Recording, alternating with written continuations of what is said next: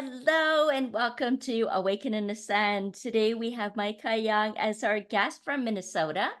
And I'm Jennifer Regular, the host and also the soul illuminator at Lighting the Path. Micah is an artist and an entrepreneur who's really focused in the healing arts, really promoting and practicing it herself as well. So, Micah, I'm so excited that you're here to get into this big, real conversation about the perspectives of reality. Thank you so much for joining me.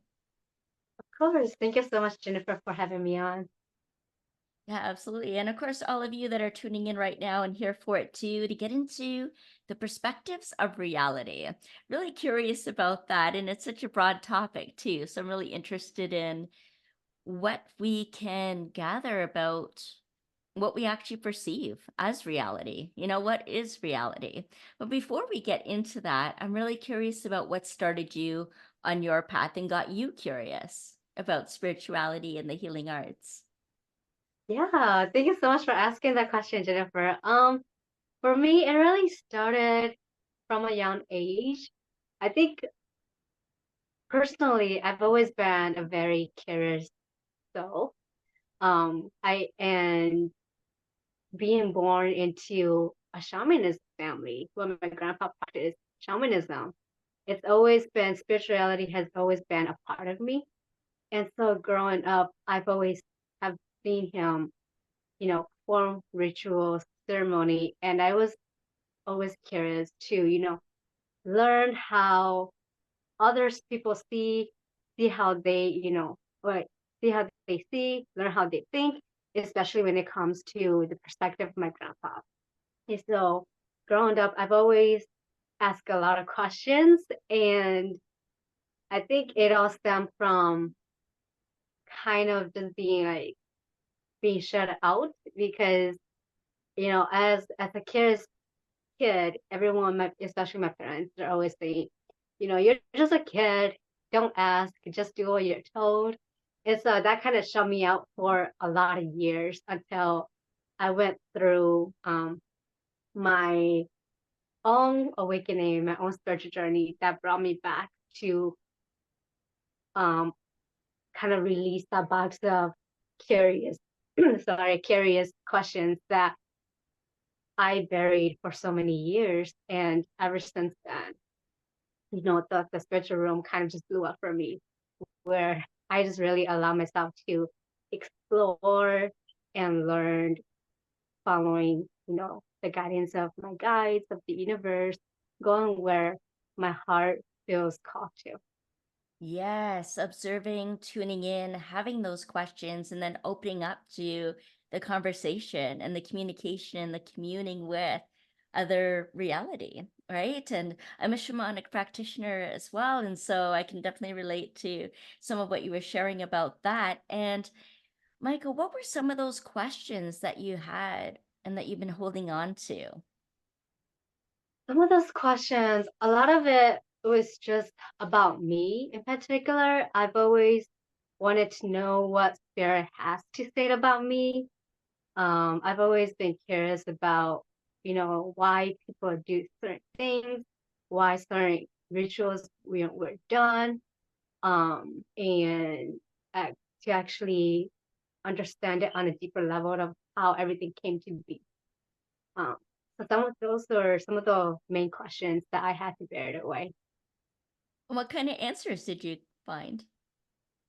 I found that everything is really just perspective based, um, especially when it comes to healing.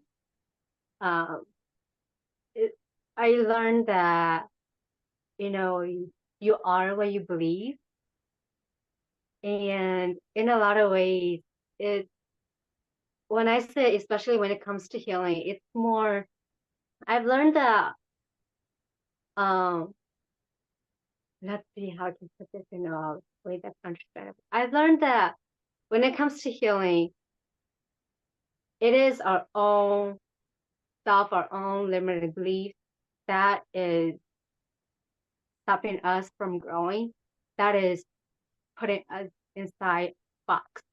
So in terms of healing, it's more about So a lot of the times when we do things here, because when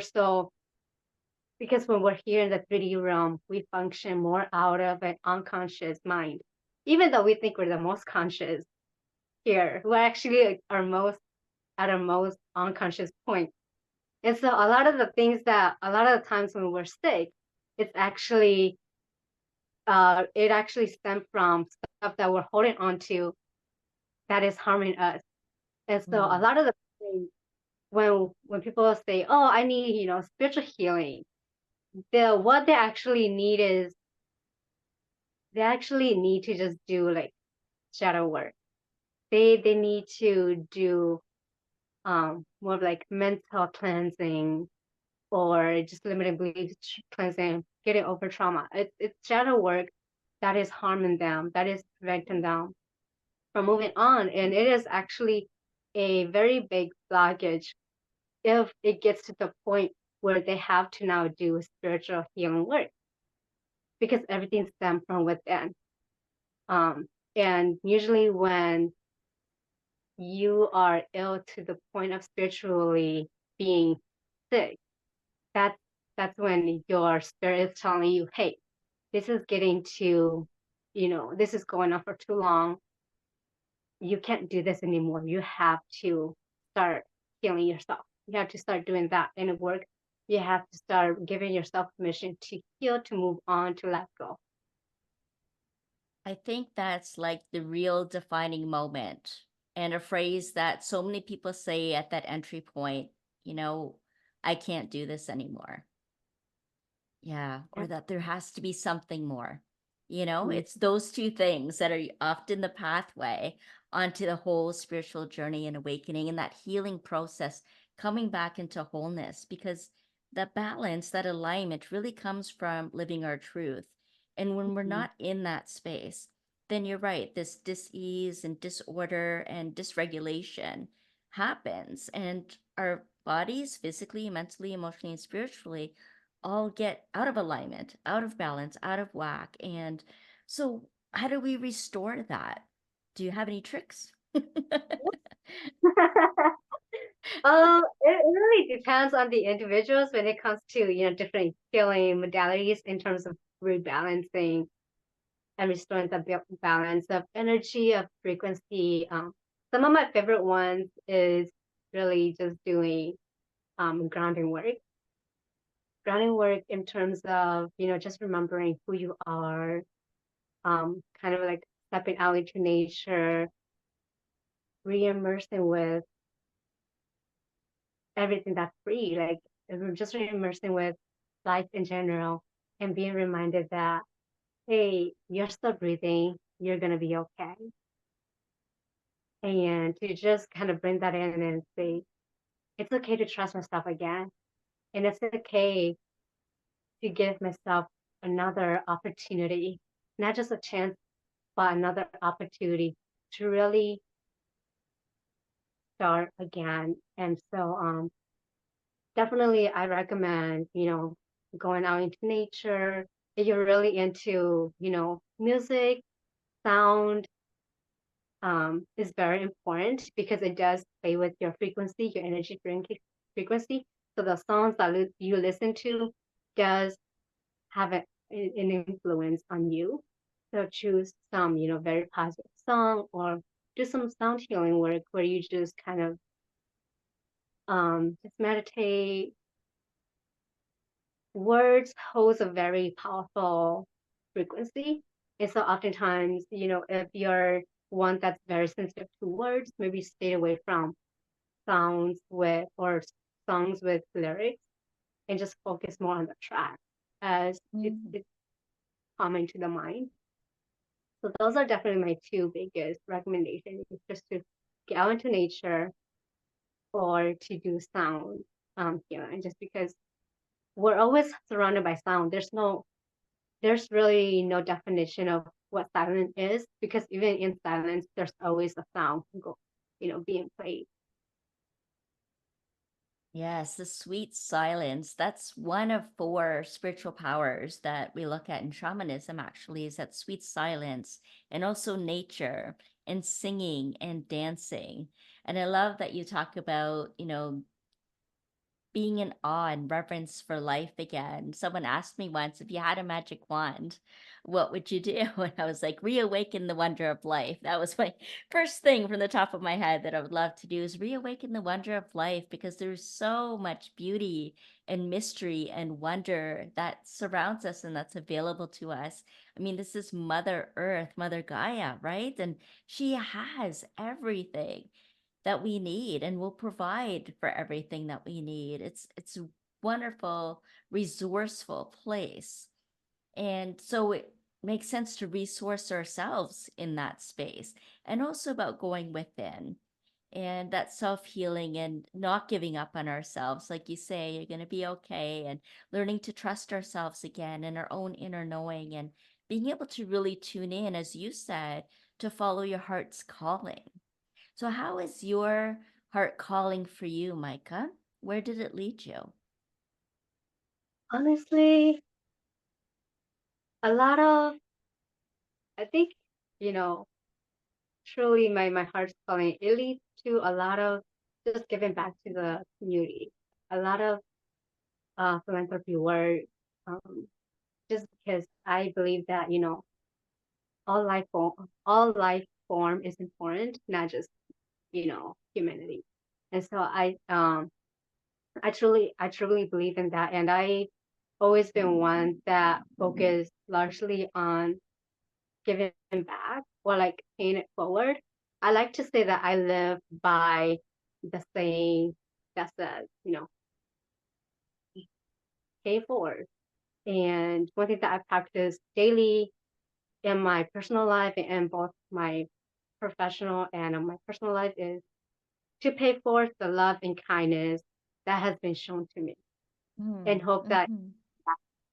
my the goodness that I put out will come back to reach those that has helped me along the way. So Yeah, that's it's yeah. To say where I'm going exactly, I don't know where. yeah. But because the world is really wide. Like there's a lot of opportunities out there. But to say what my mission, my vision is, at the end of the day, it's very simple and it's just paying it forward. Paying it forward. I love that. I love that path that's been lit for you and being really willing to walk on that path, not knowing necessarily where it's leading you, right? Like Rumi says, you start on the way and the way appears, and allowing for the perfect unfoldment of your soul's path, trusting the process of life to care for you and every step of the way becoming more clear about where you're headed. So, going back to the perspectives of reality, you mentioned also about beliefs and how beliefs can either expand you or contract you, right? They either help us grow or they make us feel small, right? And that really affects our reality, the world around us, how we interact with the world around us and even our inner world, our inner landscape as well. So, what kind of influence or insights have you discovered through beliefs? Yeah. So through beliefs, um, in my personal experience, when I talk about what I've experienced or seen, I like to think back on, my personal journey with mental health issues. And a lot of the times my guides will pull me back into um, such experience because, like I said, at the beginning, beliefs is very, perspective is everything. And so, growing up in a very traditional home, a lot of times I feel like I wasn't valued. I feel like my voice wasn't important enough. I was being, shut down for and shut out for many years. And, and then having seen, the messy side of life of being born to an immigrant parent, um, having seen how they were treated and how they kind of like um, seeing like generational trauma being passed down through Mm, generation, mm, and mhm, taking it on to, see watch me putting myself in their perspective, in a new perspective, just because we grew up in an environment. And it really allowed me, well, it really triggered me to start asking questions such as, what really is reality? Like, why is there, why does it seem like I'm living in two separate worlds? mm, Because home, it feels different, but when I'm outside of home, I'm treated different. It feels different. So it's like, what is, why is that happening? Like, what exactly is that? And I think through that experience, I came to learn that, you know, I can make a change within myself and within my beliefs, um, and within my community, because I saw how the changes in me, or because I've experienced different things from my parents. I saw how I was able to be a little bit more open minded than them. I saw how I started thinking differently from them. And then when I went through my mental health struggle of 16 years, that was just really me fighting myself, because I was torn in between, living between two worlds. mm. One world expectations for me, one world, the other world has different expectations. And I want to be free. I wanted to be um, detached, disentangled with all of what I was told in both worlds. I wanted to be me. And I think that's when it really started, is just me asking myself, who am I? Because I'm not either. Ah, Um, yeah. So I think when I think about beliefs, when I talk about beliefs, I think it all really stem back to, my personal struggle with mental health issues. Because a lot of the times, a lot of the times when we're going through such a hard time, we like to start pointing fingers and say, oh, it's because of you, it's because of this situation, it's because of the environment. But the truth of the reality is, there's really no war. Like, you're not fighting against anyone but yourself, because you're trying to figure out who you are. Your subconscious is telling you, hey, you're not either. You're not either. That's why you're so conflicted, because you're not either, and your subconscious is trying to tell you who you are. But because you're so into external validation, you so want to fit in, that you forgot who you are. You you leave your inner voice out of the equation, and you just focus on what's being given in front of you, that you just completely, just wasn't in tune with yourself. Um, if yes. Yes, yes, yes to all of it. So good, so good. And now part of who you are is an artist and an entrepreneur. So tell us about that. How do you fulfill those roles these days? you know, I think when it comes to fulfilling the role of the artist, it kind of goes back to just remembering who I am as a person. I think, everyone in general is an artist of their own world, because we have the power to create when we're just in a state of being. Like, we have the power to create using our imagination, whether that is through the mediums of music, through the mediums of painting, drawing, or through the mediums of storytelling. Every one of us uses art every day. Even now, as we're talking to each other, we're we're using art, because we're doing storytelling. Yes, and And we're the so, mediums. yeah, when Yeah. I think fulfilling, my role as an artist, actually, I think the word found me. I didn't found the word. Because when I was, looking for words to describe what I do and to Hmm. us who I am, I came across the word artist. And when I saw it, I was like, it makes sense because in my line of work, I'm working with different art mediums. And I myself, I like to say I'm an artist because I also practice this different art mediums. And then if I look at myself on a daily basis, everything I do comes from art. Yes. And then, yes, and then being an entrepreneur, it just means that to me, it just means that I am on a route to do something different. Ah, yes. The entrepreneurial spirit, you know? Yeah, and freeing that spirit to direct the life that you're meant to live. Uh, Amazing. And so, how would people connect with you about your work? Yeah, so I can be found on my website, everestmk.com. Um, there is on there on my website, there's a social media page where you can connect with me on all of my platforms such as Facebook, LinkedIn, and Instagram. Oh, fantastic. Okay, perfect. And we'll have those links in the show notes for everyone as well, including my own. So you'll find that in there. A couple of guides as well on soul care and living with passion and purpose. So, Micah, this has been such an enlightening conversation, and I'm so glad that you've been a guest on the show. I just wonder if there's anything else that you'd like to share.